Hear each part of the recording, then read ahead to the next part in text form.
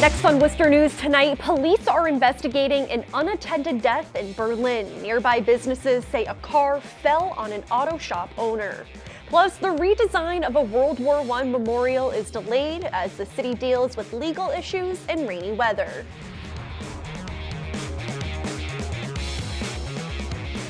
But first, a Southbridge teacher is in court for allegedly purposely leaving live ammo in his school. Good evening, I'm Olivia Lemon.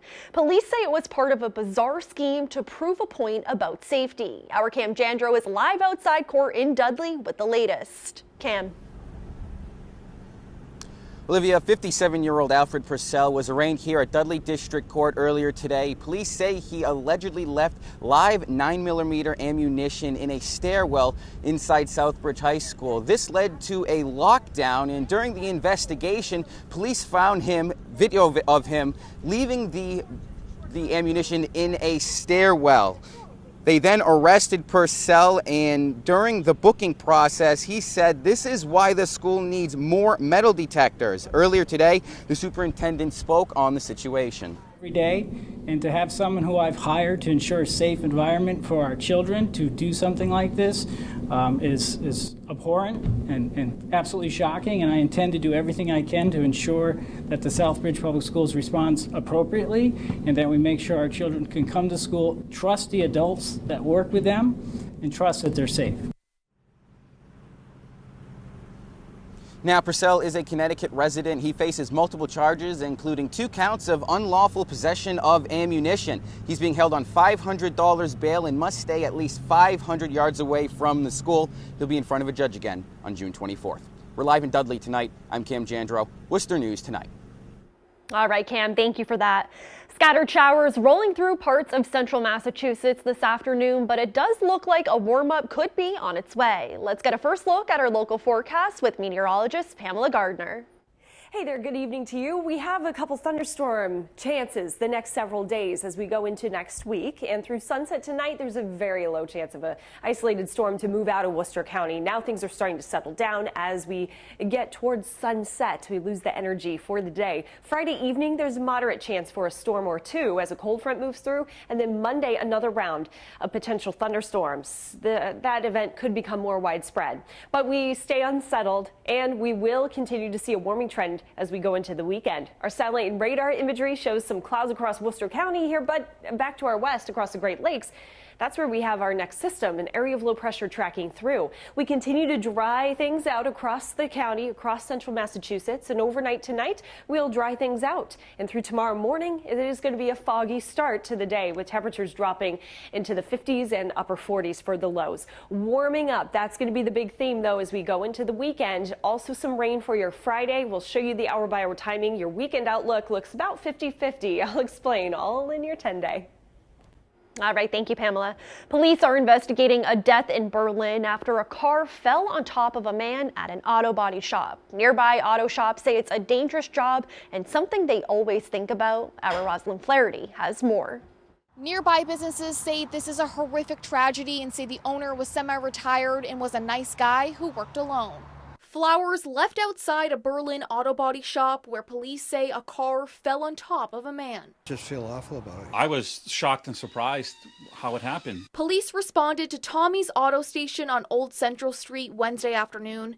They found the man unresponsive and suffering from serious injuries. It's unclear how long the victim was under the vehicle. It's an accident, you know, it's just too bad that it happened to him. Nearby auto repair shops say the owner, Tommy, is the man who died. They knew him as a nice guy who worked alone. I bought a car off of him. He was really nice about the whole deal. Easygoing guy. I've known him for years, just very vaguely, just when I needed something. It's unclear what exactly happened, but mechanics say it's something they think about every time they get underneath a car and say it's a harsh reality. I work alone, so I know how, things like that can happen. I always try to take as much safety as I can. I have my lifts always inspected. You're very cautious about doing that. The official cause of death is under investigation. In Berlin, Rosalind Flaherty, Worcester News Tonight. Worcester police are investigating a serious pedestrian accident. It happened on the corner of Southbridge and Hammond Streets around 11 Thursday morning. Police say a tow truck ran over a man's foot. The victim was in a crosswalk and was seriously injured. A section of Hammond Street closed for a couple of hours. A former WPI student who sued the school 3 years ago has settled her case with the college. According to the Telegram, the woman was a softball player for the school and alleges she was injured during a hazing incident. Caroline Roach filed her suit in Worcester Superior Court. Court records indicate the case has been settled and an order of dismissal had been entered. Statewide, the number of opioid-related overdose deaths is decreasing by 4%, but in Worcester, the numbers continue to rise. The city and other services are working to help people addicted to drugs, but say unfortunately there is no quick fix. Sarah Chandler Walsh joins us now to explain. Chandler. Olivia, a state report says there were 97 opioid-related overdose deaths in Worcester in 2018. This is significantly more than the year prior. The city says this will make people want to make more efforts in the crisis. Opioid-related overdose deaths in Worcester rose 21% from 2017 to 2018. The Massachusetts Department of Public Health released the data in a new report this week. It just highlights that we still have an opiate crisis that we need to address, and we need to look at access and treatment. Worcester's Health and Human Services Commissioner Dr. Maddie Castile says they've been following the numbers all along. The city has many prevention and treatment initiatives through trainings, campaigns, and task forces. A lot of this stuff didn't start to happen until 2015. There's a whole lot of stigma in our community regarding opioid use and what people feel, and did they do this to themselves? Castile says the opiate crisis won't be a quick fix. She says they're still working to address things like drug use in school-aged individuals and in jails. How do we deal with trauma in the kids? How do we look at working with them in their homes? What's happening there? So it's a process of changing that piece. It's not going to change overnight. And if we've been incarcerating for years, that reversal is going to take a long time to happen. AdCare Hospital uses data from the state to educate their patients. Clinician Susan Hillis says locally, the number of people they're seeing is on the rise. I think that we are getting patients that are talking about overdosing and that they've overdosed and have needed Narcan a number of times. The city is looking into more programs like a mobile prevention van. It would provide outreach to overdose hotspots. There's only 20% of people that are accessing care who have addiction. 80% of the people, we're not even touching them. So we have to go out to them, and we have to find them, and we have to start providing care. The Massachusetts Department of Public Health also says the presence of fentanyl is increasing. In 2018, it was present in 89% of overdose deaths across the state. Chandler Walsh, Worcester News Tonight. Legal issues and rainy weather are to blame for delays to the World War I Memorial redesign project. The memorial in Worcester's Green Hill Park was supposed to be completed last October. City Manager Ed Augustus removed the contractor working on the project after they failed to meet the October 1st deadline. A bond company is working with the city to hire another contractor to complete the project. The city's DPW says no work would have been able to be done this season anyway because of the weather. State lawmakers moving closer to banning cell phone use behind the wheel here in Massachusetts. The House passing a bill Wednesday, and now it's the Senate's turn to take on distracted driving. Nia Ham has a closer look at what this means for drivers. In an overwhelming show of support, the State House of Representatives passes a long-awaited distracted driving bill with a 155-2 vote. I think it would be a great thing, actually. Lawmakers say getting here has been years in the making. We passed a safe driving bill, and there was a hands-free provision in it. At the time, the Senate didn't have the votes to do it. That was back in 2010. The state did ban texting while driving back in 2010. This bill goes beyond that, banning all handheld cell phone use behind the wheel. Harrison Barjolo says he's been hit by distracted drivers several times. Another guy was on the phone, he was driving the van with passenger inside. I was at the stop sign, hit me from the back. Some worry the bill is too broad. I think that there are always exceptions. Windshield-mounted GPS systems are the exception in this bill. In previous years, the measure failed due in part to concerns about racial profiling, but this bill requires officers to note the race of the person they're ticketing or warning, and that data would be used to determine if racial profiling is occurring. Supporters who've lost loved ones due to distracted drivers, like Richard Leviton, say this is a good start. His 18-year-old daughter was hit and killed by a distracted driver on a cycling trip. We didn't want other families to have to deal with what we deal with on a daily basis. Nia Ham, Worcester News Tonight. Now in its second year of business, Boundless Adventures in Berlin offers an experience they say is unlike anything else you've experienced before. The zipline and aerial park offers different levels of activities for everyone. Our Brittany Schaefer got to check it out today and has the story. The Dysinger family balances, swings, and ziplines their way through the Boundless Adventure course. It's very intimidating, but yet incredibly safe. The one where you swing, that one was really hard. I really like the zip lines. Literally, they're just so fun just going down them. Boundless Adventures has around 120 obstacles on 5 acres.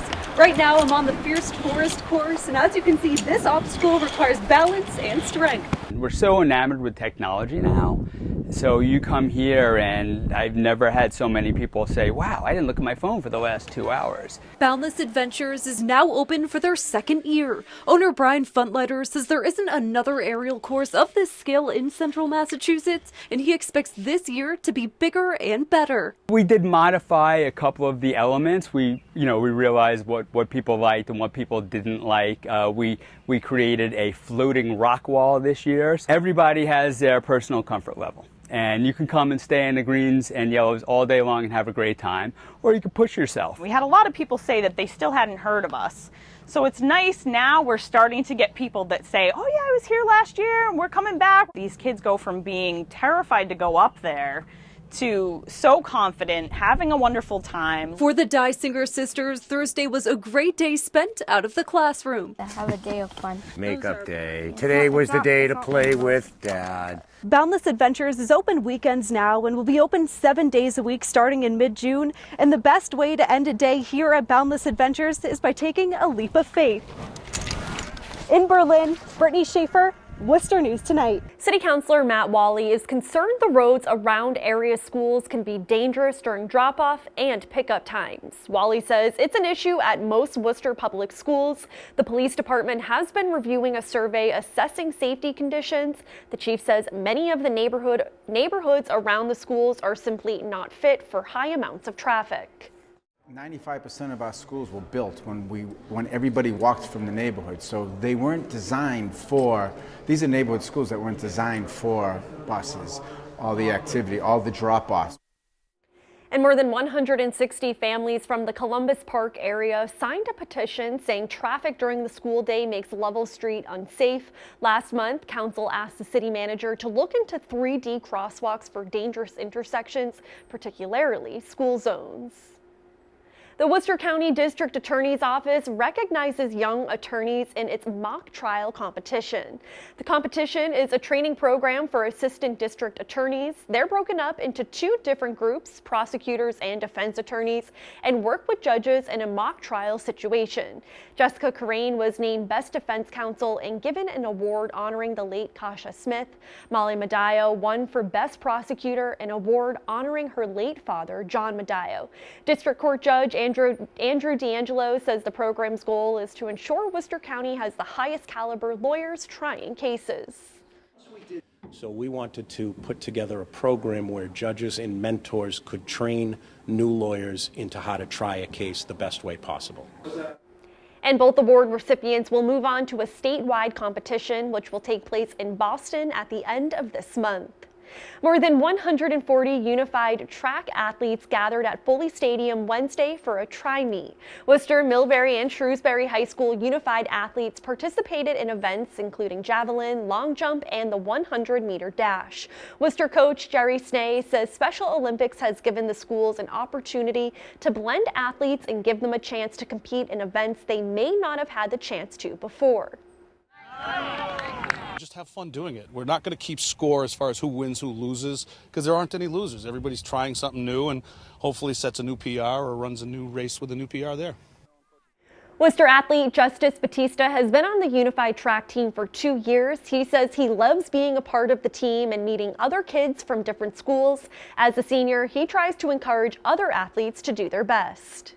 Do it right and help them, but like if they need help running or stuff, or just tell them to do it next time, or just do it like if like you're done with high school, you can come back like Coach said. It's just fun out here. It's just having fun. And each season, the teams compete in 4 track meets, the sectionals, and the state championship.